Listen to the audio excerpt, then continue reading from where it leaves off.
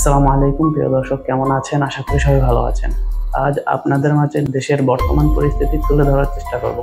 আশা করি আমাদের সাথেই থাকবেন। তার আগে বলে নিচ্ছি, আপনারা যদি আমাদের চ্যানেলে নতুন হয়ে থাকেন তাহলে অবশ্যই সাবস্ক্রাইব করবেন, আর অলরেডি সাবস্ক্রাইব করলে থ্যাংক ইউ সো মাচ। তার দুটি বক্তব্যকে কেন্দ্র করে জনগণ এবং রাজনৈতিক দলের মধ্যে একটা ব্যাপক প্রতিক্রিয়া হয়েছে। আপনারা জানেন, বিশেষ করে আওয়ামী লীগকে সংগঠন গোছানোর বা রাজনৈতিক একটা কথা বিভিন্ন প্রেক্ষাপটে বলা, এটা একটা ব্যাপক প্রতিক্রিয়া হয়েছে। তো কাজে আমরা যেহেতু ছাত্র জনতার গণ অভ্যুত্থানের পর আমরা যেহেতু মনে করছি যে আওয়ামী লীগের এটা ঠিক যে অতীত অনেক ভালো ইতিহাস আছে, বাট গত 15 বছরে তার যে ইতিহাস সেটা পৃথিবীর সবচেয়ে জঘন্যতম ইতিহাস, এবং সর্বশেষ যে শাসক জনগণের উপরে গণহত্যা চালিয়ে বিদেশি আর্মি ইন্টারভেনশন করে ক্ষমতায় থাকতে চায়, তার মতো দেশদ্রোহী প্রধানমন্ত্রী এবং সেই ফ্যাসিস্ট রাজনৈতিক দল বাংলাদেশে কোনোভাবেই রাজনীতি করতে পারে না। সেই জায়গা থেকে পরিষ্কারভাবেই আওয়ামী লীগকে নিষিদ্ধের দাবিতে এবং প্রধানমন্ত্রীকে দেশে ফিরিয়ে এনে বিচারের মুখোমুখি করার দাবিতে সমগ্র দেশবাসী আন্দোলন করছে, প্রতিবাদ করছে। কাজেই সেই সময় যদি সরকারের পক্ষ থেকে, যেই সরকার জনগণের ম্যান্ডেট নিয়ে, জনগণের সমর্থন নিয়ে আমরা যাদেরকে ক্ষমতায় বসিয়েছি, তারা যদি জনমতের বিপরীত কথা বলেন তাহলে একটা প্রতিক্রিয়া তৈরি হয়। আজকে এই বিষয়টা আমরা তার কাছে জানতে চেয়েছি আসলে কি, এবং বর্তমান প্রেক্ষাপটে তিনি পরিস্থিতিকে কিভাবে দেখছেন, আমাদের কাছ থেকে কি সহযোগিতা চান এবং আমরা কি চাই তার কাছে। সেখানে তিনি পরিষ্কারই বলেছেন যে আসলে তার বক্তব্য হয়তো মিসকোট হতে পারে কিংবা বিকৃতভাবে প্রচার হতে পারে, কিন্তু তিনি নিজেও একজন এই জালিম সরকারের দ্বারা ভুক্তভোগী হিসেবে আমাদের কাছে উপস্থাপন করছেন যে আপনি সেনা একজন উচ্চপদস্থ কর্মকর্তা, অনেক দিন সেনা অনুষ্ঠানে দাওয়াত পান না, রাষ্ট্রীয় অনুষ্ঠানে দাওয়াত পান না। কাজী তারা অবশ্যই এই যে গণহত্যা চালিয়েছে যে ঘাতকরা, তাদের বিচার চান এবং গণহত্যাকারীদের দৃষ্টান্তমূলক শাস্তির মাধ্যমে বাংলাদেশে যেন আর কেউ এই দুঃসাহস দেখাতে না পারে সেটি তারা নিশ্চিত করতে চান। এই একটা কনসার্নের জায়গা। পাশাপাশি বর্তমান পরিস্থিতিতে ল অ্যান্ড অর্ডার স্বাভাবিক করার জন্য বিশেষ করে পুলিশি ব্যবস্থা ফাংশন করাটা খুবই জরুরি। কিন্তু আপনারা ইতিমধ্যেই লক্ষ্য করেছেন যে পরিস্থিতি তৈরি হয়েছে, তাতে অনেক জায়গায় পুলিশ মনোবল হারাচ্ছে, অনেকে কাজে যোগদান করেনি, এবং গত 15 বছরে যেভাবে দলীয়করণ করা হয়েছে, কাজেই সেখানে যদি দলবাজদেরকে চাকরিচ্যুত না করা হয়, ব্যবস্থা না নেওয়া হয়, তাহলে কিন্তু পুলিশের মধ্যে এই অস্থিরতা চলতে থাকবে। এক পক্ষ কাজে যোগদান করবে, আরেক পক্ষ যোগ না দেওয়ার জন্য উস্কানি দেবে। এমনকি আমরা পুলিশের মনোবল বৃদ্ধির জন্য আমরা একটা প্রস্তাব করেছি যে ঝুঁকিপূর্ণ এলাকাগুলোতে পুলিশের সাথে অন্তত 10 সদস্যের একটা সেনা টিম মোতায়েন করা, একই সাথে 64 জেলায় এবং যে কয়টা থানা এবং উপজেলা আছে সমস্ত জায়গায় নতুন ওসি এবং পুলিশ সুপারকে নতুন করে নিয়োগ দেওয়া বা পদায়ন করা। কারণ হচ্ছে আমরা ইউএনওরও দাবি জানিয়েছি, সেটা জনপ্রশাসন মন্ত্রণালয় করবে, কিন্তু একই সাথে এটা আমরা সমস্ত সরকারি চাকুরিজীবী কর্মকর্তা কর্মচারীদেরকে অভয় দিতে চাই, যারা এই ফ্যাসিস্ট শক্তির সহযোগী ছিলেন না, অন্যায় করেননি, তাদের কারো চাকরি যাবে না। আমরা মনে করি যে অবশ্যই 64 জেলার এসপি খারাপ ছিলেন না, কিংবা সমস্ত ডিআইজিরা কখনোই সবাই খারাপ না, হয়তো পরিস্থিতির কারণে অনেকে অনেক কিছু করতে বাধ্য হয়েছেন, কিন্তু যাদের গুড ট্র্যাক রেকর্ড রয়েছে, যাদের পেশাদারিত্ব ছিল এই পরিস্থিতির মধ্যে ন্যূনতম, তারা কেউ যেন চাকরিচ্যুত না হয়। কারণ একসাথে সব ধরনের ব্যবস্থা নেওয়া যায় না। আপনারা জানেন সালমান এফ রহমানের মতো একজন স্বীকৃত ব্যাংক লুটেরা, শেয়ার বাজার কেলেঙ্কারির সাথে জড়িত মাফিয়া গ্রেপ্তার হয়েছে। স্বাভাবিকভাবেই বাংলাদেশের বর্তমান যে পরিস্থিতি, অনেক ব্যবসায়ীর বিতর্কিত ভূমিকা রয়েছে। এখন ব্যবসায়ীরা যদি আতঙ্কিত হয়, তাহলে এখন এই সরকারের যে প্রধান দুটি চ্যালেঞ্জ, একটি হচ্ছে ল অ্যান্ড অর্ডারকে স্বাভাবিক করা এবং ইকোনমি গতিশীল করা, তাহলে কিন্তু অর্থনীতি থমকে দাঁড়াবে। কাজে আমরা এটাও পরিষ্কার করেছি যে ব্যবসায়ীরা যেন হয়রানির না শিকার হয়। এবং এই যে এটা তো সত্য, দিনের আলোর মতো আপনারা দেখতে পাচ্ছেন কিছু কিছু জায়গায় চর দখলের মধ্যে ইতিমধ্যে একটা শ্রেণীর উদ্ভব হয়েছে, নব্য দখলদার, পত্রিকা অফিস দখল করছে, টিভি চ্যানেল দখল করছে, মানুষের মিল ফ্যাক্টরি দখল করছে।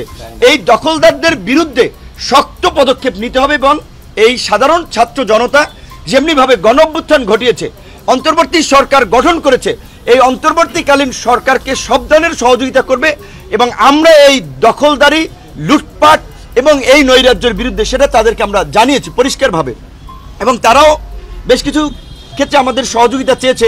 বিশেষ করে এই যে 15ই আগস্ট কেন্দ্রিক আপনারা জানেন যে একটা নৈরাজ্য তৈরির যে এই যে পলাতক প্রধানমন্ত্রী যে ইনস্ট্রাকশন দিচ্ছেন তার নেতাকর্মীদের মনোবল চাঙ্গা করার জন্য আমরা বলেছি দেশের মধ্যে ওবায়দুল কাদের সহ আরও যারা এই গণহত্যায় জড়িত তারা দেশের মধ্যে ঘাপটি মেনে আছে এবং গোপালগঞ্জে দেখেছি আমরা তারা আস্ফালন ছেড়েছে, অনতিবিলম্বে তাদেরকে খুঁজে খুঁজে গ্রেপ্তার করা। এবং ছাত্রলীগ যুবলীগের সন্ত্রাসীদেরকে ওবায়দুল কাদের নিজেই লেলিয়ে দিয়েছেন, কাজে এখন তাকে গ্রেপ্তার করা একটা প্রধান একটা বিষয় হয়ে দাঁড়িয়েছে।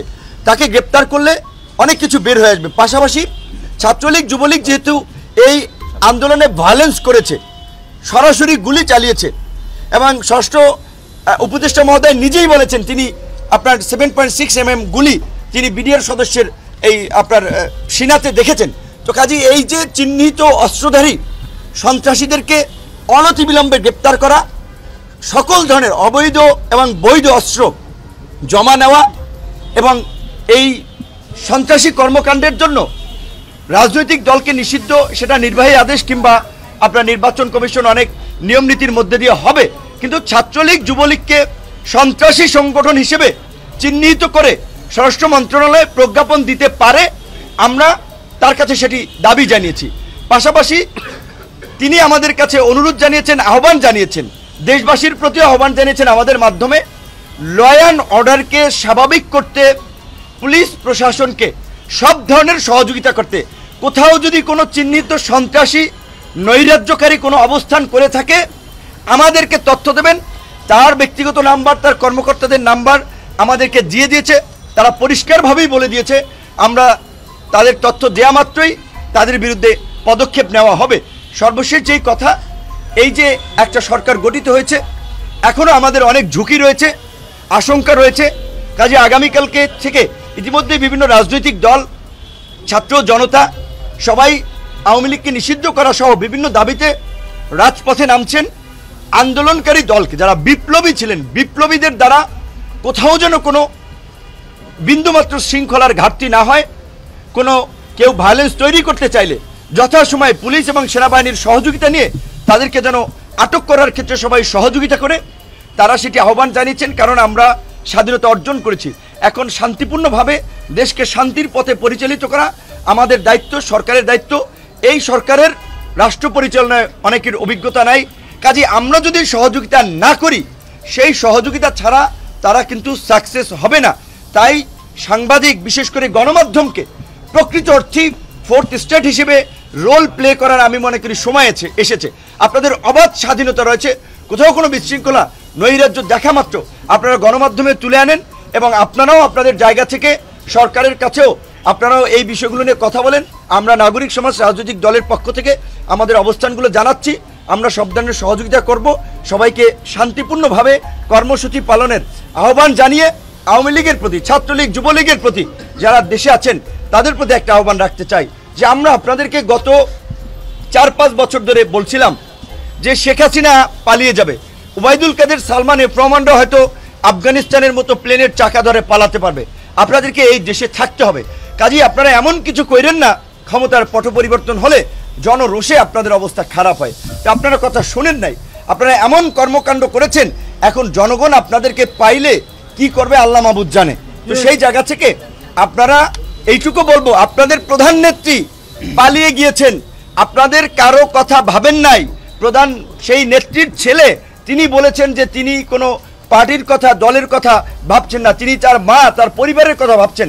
কাজেই আপনারা যদি কারো উস্কানিতে রাস্তায় নেমে কোনো ধরনের নৈরাজ্য এবং বিশৃঙ্খলা করেন, শেখ হাসিনা তো পালাতে পারছে, আপনারা কিন্তু পালাতে পারবেন না। একদিকে আইন শৃঙ্খলা বাহিনী, একদিকে সেনাবাহিনী, একদিকে আমরা জনগণ, বিপ্লবী ছাত্র জনতা। কাজেই কোনো ধরনের নৈরাজ্য করার দুঃসাহস আপনারা দেখাবেন না। আমরা চাই যারা আছেন ক্ষমা চেয়ে আপনারা ভালো হয়ে যান, শান্তিপূর্ণভাবে দেশে থাকেন। কোনো ধরনের বিশৃঙ্খলা করা থাকলে বিপ্লবী ছাত্র জনতা এবং সরকার মিলে আপনাদের বিরুদ্ধে ব্যবস্থা নেবে, আপনাদেরকে হুঁশিয়ার এবং সাবধান করে দিতে চাই। শেখ মুজিবুর রহমান সাহেব একজন জাতীয় নেতা ছিলেন, কাজেই তার প্রতি শ্রদ্ধা নিবেদন কিংবা তার প্রতি কারো ভালোবাসা থাকতে পারে। এখন দেশের যে পরিস্থিতি, এই পরিস্থিতিতে যদি আপনারা এই ধানমন্ডিতে শোডাউন দেওয়ার প্রস্তুতি নেন, গোপালগঞ্জে আস্ফালন দেখানোর চেষ্টা করেন, তাতে এই দিকের যে ক্ষুব্ধ ছাত্র জনতা, আপনারা কিন্তু স্বাভাবিকভাবেই রাস্তার যে পরিস্থিতি আপনারা দেখেছেন, প্রাণ নিয়ে কিন্তু ঘুরে ফিরতে পারবেন না। কাজেই দয়া করে আপনাদেরকে অনুরোধ করব, এই নৈরাজ্য তৈরি করার বিন্দুমাত্র দুঃসাহস দেখাবেন না। সবাই ভালো থাকবেন। আসসালামু আলাইকুম। ধন্যবাদ আপনাদের সকলকে। শৃঙ্খলা রক্ষা, আইন শৃঙ্খলা পরিস্থিতি, এই পরিস্থিতি কিভাবে উন্নয়ন করা যায় সেই লক্ষ্যে আমরা আমাদের দলের পক্ষ থেকে প্রস্তাবনা দিয়েছি। আমাদের প্রথম প্রস্তাবনা ছিল হামলা ও হত্যাকারীদের চিহ্নিত করে দ্রুত সময়ের মধ্যে গ্রেফতার এবং আওয়ামী লীগ, ছাত্রলীগ, যুবলীগকে সন্ত্রাসী সংগঠন হিসেবে নিষিদ্ধ করতে হবে এবং তাদের যে কোনো ধরনের সাংগঠনিক কার্যক্রম আইন শৃঙ্খলা রক্ষাকারী বাহিনীর মাধ্যমে বন্ধ করতে হবে। আমরা আরো জানিয়েছি সকল জেলায় নতুন পুলিশ সুপার নিয়োগ দিতে হবে এবং উপজেলা এবং থানা পর্যায়ে নতুন ওসি নিয়োগ দিতে হবে। স্বরাষ্ট্র সচিব জাহাঙ্গীর আলমের আমরা পদত্যাগ দাবি করেছি। একই সাথে বিভাগীয় ডিআইজি সহ দলবাস কর্মকর্তাদেরকে চাকরিচ্যুত করে দুর্নীতি ও দুর্বৃত্তায়নের সাথে যারা জড়িত তাদেরকে দ্রুত সময়ের মধ্যে আইনের আওতায় আনতে হবে। চলমান পরিস্থিতিতে পুলিশের মনোবল বৃদ্ধি ও নির্বিঘ্নে এবং নিরাপত্তার সাথে তারা যাতে কাজ করতে পারে, এজন্য প্রতিটি থানায় 10 জন করে সেনা সদস্য সেখানে নিরাপত্তার কাজে নিয়োগ দেওয়ার জন্য আমরা স্বরাষ্ট্র উপদেষ্টাকে জানিয়েছি। পাসপোর্ট সহ ইমিগ্রেশন, সেখানে যে ধরনের হয়রানি এবং ঘুষ দুর্নীতি, আমরা বলেছি যে এই দুইটা অফিস স্বরাষ্ট্র উপদেষ্টার পক্ষ থেকে যেন অনতিবিলম্বে ভিজিট করা হয় এবং এই দুইটা স্থানে যাতে কোনোভাবেই ঘুষ দুর্নীতি না চলে সে বিষয়ে যথাযথ পদক্ষেপ নেওয়ার জন্য আমরা আহ্বান জানিয়েছি। পুলিশের কোনো সদস্যের বিরুদ্ধে ঘুষ দুর্নীতি এবং যে কোনো ধরনের অভিযোগ আসলে 1 মাসের মধ্যে তদন্ত সাপেক্ষে ব্যবস্থা গ্রহণ করতে হবে, আমরা এই দাবি জানিয়েছি। এবং একই সাথে আপনারা জানেন যে এই আওয়ামী ফ্যাসিবাদের আমলে ছাত্রলীগ, যুবলীগ, আওয়ামী লীগ তারা বিভিন্নভাবে তারা বৈধ অস্ত্র নিয়েছে। আমরা বলেছি ছাত্রলীগ, যুবলীগ এবং আওয়ামী সন্ত্রাসীদেরকে যে সকল অস্ত্র তাদেরকে লাইসেন্স দেওয়া হয়েছে সেই লাইসেন্স বাতিল করতে হবে এবং অস্ত্র জমা নিতে হবে। এবং সাম্প্রতিককালে থানাগুলো থেকে যে অস্ত্র লুটের ঘটনা ঘটেছে, আমরা বলেছি অবৈধ অস্ত্র আগামী 24 ঘন্টার মধ্যে সকল অস্ত্র উদ্ধার করতে হবে।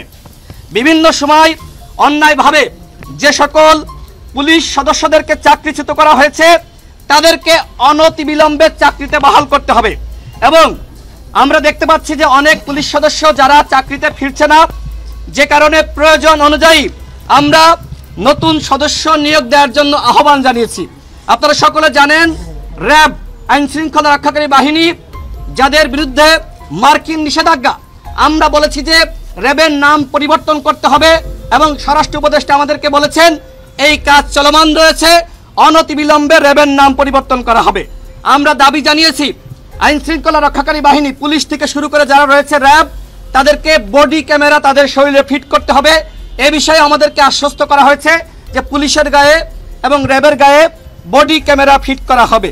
এছাড়া আপনারা জানেন যে সাবেক আইজিপি শহীদুল হক, তার যে দুর্নীতি আমরা তথ্য পেয়েছি, তার বাসায় অর্থ সহ বিভিন্ন আমরা শুনতে পাচ্ছি অভিযোগ রয়েছে, তার বাসায় সহ যারা পুলিশের ঊর্ধ্বতন কর্মকর্তা যারা বিভিন্ন সময় এই আওয়ামী সরকারকে বিভিন্নভাবে সহযোগিতা করেছে, আমরা বলেছি তাদেরকে তদন্ত করার জন্য এবং তারা যে দুর্নীতির সাথে জড়িত ছিল সেই বিষয়গুলো খতিয়ে দেখানোর জন্য। এবং একই সাথে আমরা 18 সালে, 14 সালে, 24 সালে যে সকল কর্মকর্তাগণ যারা এই সরকারকে ক্ষমতায় আনার ক্ষেত্রে তারা সহযোগিতা করেছে, আমরা বলেছি যে তাদেরকে অনতিবিলম্বে চাকরিচ্যুত করে তাদের বিরুদ্ধে ব্যবস্থা গ্রহণ করতে হবে। জনগণের পক্ষ থেকে এবং বিভিন্ন রাজনৈতিক দলগুলোর পক্ষ থেকে বিভিন্ন সময় দাবি উত্থাপন করা হয়েছিল, বিশেষ করে মেট্রোপলিটন যে থানাগুলো রয়েছে এই থানাগুলোতে ওসি হিসেবে যারা এই থানাগুলোতে ওসি হিসেবে, পুলিশের এএসপি হিসেবে যারা দায়িত্ব পেয়ে থাকে তাদেরকে দেওয়া যায় কিনা সেই বিষয়ে আমরা বলেছি যে আপনারা এই বিষয়ে আলাপ আলোচনা করেন। তারা আমাদেরকে বলেছে তারা আলাপ আলোচনা করবে। আমরা একই সাথে গত 15 বছরে যে ধরনের মামলা দেওয়া হয়েছে, রাজনৈতিক মামলা, এবং 18 সালে আমরা যারা কোটা সংস্কার আন্দোলন করেছিলাম ওই সময় আমাদের নামে মামলা দেওয়া হয়েছিল, যে মামলায় এখনো পর্যন্ত আমাদেরকে হাজিরা দিতে হচ্ছে। আমরা বলেছি যে 18 সালের কোটা সংস্কার আন্দোলন, 24 সালের কোটা সংস্কার আন্দোলন এবং এই আওয়ামী লীগের আমলে যে সমস্ত রাজনৈতিক মামলা হয়েছে এই মামলাগুলো প্রত্যাহার করতে হবে। মাননীয় স্বরাষ্ট্র উপদেষ্টা আমাদেরকে আশ্বস্ত করেছে আমরা যে দাবিগুলো জানিয়েছি তার প্রত্যেকটা দাবি তিনি পূরণ করবেন। আমরা এ কারণে গণ অধিকার পরিষদের পক্ষ থেকে মাননীয় স্বরাষ্ট্র উপদেষ্টা সহ যারা এই মুহূর্তে সরকারের দায়িত্ব পালন করছে আমরা তাদেরকে আশ্বস্ত করেছি যে আমরা গণ অধিকার পরিষদ আপনাদের পাশে রয়েছি। তারা আমাদেরকে সহযোগিতা চেয়েছেন। আমরা বলেছি যে কোনো প্রয়োজনে দেশের আইন শৃঙ্খলা পরিস্থিতি রক্ষা করার জন্য তারা আমাদেরকে আহ্বান জানালে আমরা তাদের আহ্বানে সাড়া দিব। এবং আপনারা জানেন যে আগামীকাল আমরা যেটি শুনেছি যে আওয়ামী দুর্বৃত্তরা তারা মাঠে নামবে এবং তারা সভা সমাবেশ করার একটি হুঁশিয়ারি দিয়েছে। আমরা এই বিষয়ে তাদেরকে অবহিত করেছি বাংলাদেশে যেহেতু আওয়ামী লীগ এই ধরনের গণহত্যার সাথে জড়িত, সুতরাং আওয়ামী লীগ কোনোভাবে বাংলাদেশে আর রাজনীতি করতে পারে না। বাংলাদেশের জনগণ তাদের রাজনীতি নিষিদ্ধ চায়। আমরা তাদেরকে জানিয়েছি সেই বিষয়টি, আগামীকাল আওয়ামী লীগ মাঠে নামতে পারবে না। এ কারণে বাংলাদেশের জনগণকে, যারা এই বিপ্লবে অংশগ্রহণ করেছিল, ছাত্র জনতা, আমরা গণ অধিকার পরিষদের পক্ষ থেকে বলতে চাই আগামীকাল এবং 21 আগস্ট পর্যন্ত লাগাতার আমাদেরকে রাজপথে থাকতে হবে। আগামীকাল আওয়ামী লীগ কোনো ধরনের প্রোগ্রাম করতে পারবে না, আমরা প্রোগ্রাম করতে দিব না। আওয়ামী লীগকে অনতিবিলম্বে নিষিদ্ধ করতে হবে এবং বাংলাদেশের জনগণকে বলবো এই বিষয়ে আপনারা সোচ্চার এবং সচেতন থাকবেন। এ পর্যায়ে আপনাদের মাঝে বক্তব্য রাখবেন গণ অধিকার পরিষদের সংগ্রামী সভাপতি ডাকসুর সাবেক ভিপি জননেতা নুরুল্লাহ। প্রিয় দর্শক, ভিডিও সম্পর্কে আপনাদের মতামত কমেন্ট বক্সে জানাবেন। ভিডিওটি ভালো লাগলে অবশ্যই লাইক, কমেন্ট ও শেয়ার করবেন এবং পরবর্তী ভিডিও পেতে আমাদের চ্যানেলটি সাবস্ক্রাইব করবেন। ধন্যবাদ সবাইকে। আসসালামু আলাইকুম।